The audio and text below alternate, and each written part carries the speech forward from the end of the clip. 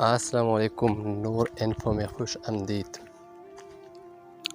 ایک دفعہ ایک نصرانی بادشاہ نے چند سوالات لکھ کر حضرت عمر رضی اللہ تعالیٰ عنہ کے پاس بھیجے اور ان کے جوابات دینے کا مطالبہ کیا۔ سوالات درج ذیل ہے۔ پہلا سوال، ایک ماں کے شگم سے دو بچے ایک دن ایک ہی وقت پیدا ہوئے، پھر دونوں کا انتقال بھی ایک ہی دن ہوا۔ ایک بھائی کی عمر 100 سال بڑی اور دوسری کے 100 سال چھوٹی ہوئی، یہ کون تھے اور ایسا کس طرح ہوا؟ دوسرا سوال، وہ کون سی سرزمین ہے کہ جہاں ابتدائی پیدائش سے قیامت تک صرف ایک دفعہ سورج کی کرنے لگے، پہلے کبھی لگی تھی نہ آئندہ کبھی لگے گی؟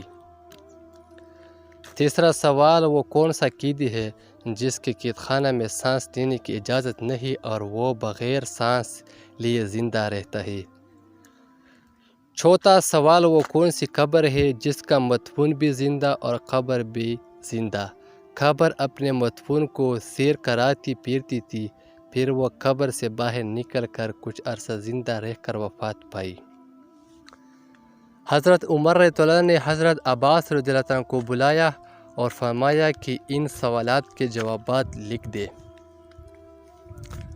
حضرت عبداللہ رضی اللہ عنہ نے قلم برداشتہ جواب تحریر فرما دیے۔ پہلا جواب، جو دو بھائی ایک ہی دن ایک ہی وقت پیدا ہوئے اور دونوں کی وفات بھی ایک ہی دن ہوئی اور ان کی عمر میں 100 سال کا فرق ہے، یہ بھائی حضرت عزیر علیہ السلام اور حضرت عزیز علیہ السلام تھے۔ یہ دونوں بھائی ایک ہی دن ایک ہی وقت ماں کے بدن سے پیدا ہوئے، ان دونوں کی وفات بھی ایک ہی دن ہوئی، لیکن بیچ میں حضرت عزیر علیہ السلام کو اللہ تعالیٰ نے اپنی قدرت کاملہ دکھانے کے لیے پورے 100 سال مارے رکھا۔ 100 سال کے بعد اللہ تعالیٰ نے زندگی بخشی۔ سورۃ آل عمران میں یہ ذکر موجود ہے۔ وہ گھر گئے، پھر کچھ عرصہ مزید زندہ رہ کر رخلت فرمائی۔ دونوں بھائیوں کی وفات بھی ایک دن ہوئی، اس لیے حضرت عزیر علیہ السلام کی عمر اپنے بھائی سے چھوٹی ہوئی اور حضرت عزیر علیہ السلام کی عمر 100 سال بڑی ہوئی۔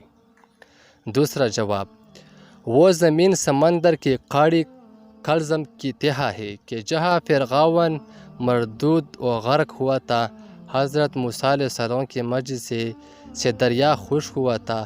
حکم الہی سے سورج نے بہت جلد سکایا۔ حضرت موسیٰ علیہ السلام اپنی قوم بنی اسرائیل کے ہمراہ پار چلے گئے اور جب فرعون اس کا لشکر داخل ہوا تو وہ غرق ہو گیا۔ اس زمین پر سورج ایک دفعہ لگا، پھر قیامت تک بھی نہ لگے گا۔ تیسرا جواب، جس قیدی کو قید خانہ میں سانس لینے کی اجازت نہیں اور وہ بغیر سانس لیے زندہ رہتا ہے، وہ بچہ ہے جو اپنی ماں کے شگم میں قید ہے۔ خداوند تعالیٰ نے اس کے سانس لینے کا ذکر نہیں کیا اور نہ وہ سانس لیتا ہے۔ چوتھا جواب، وہ قبر جس کا مدفون بھی زندہ اور قبر بھی زندہ، وہ مدفون حضرت یونس علیہ السلام تھے اور ان کی قبر مچھلی تھی جو ان کو پیٹ میں رکھ کے جگہ جگہ پھرتی تھی، یعنی سیر کراتی تھی۔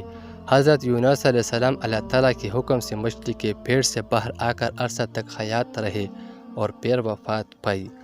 یہ تھی آج کی ویڈیو۔ اسی طرح مزید انفارمیٹو ویڈیو کے لیے ہمارے چینل کو سبسکرائب کر اور ساتھ ساتھ بیل آئیکن کو بھی لازمی دبائیے تاکہ آپ کو اسی طرح ویڈیو کی نوٹیفیکیشن ملتی رہے۔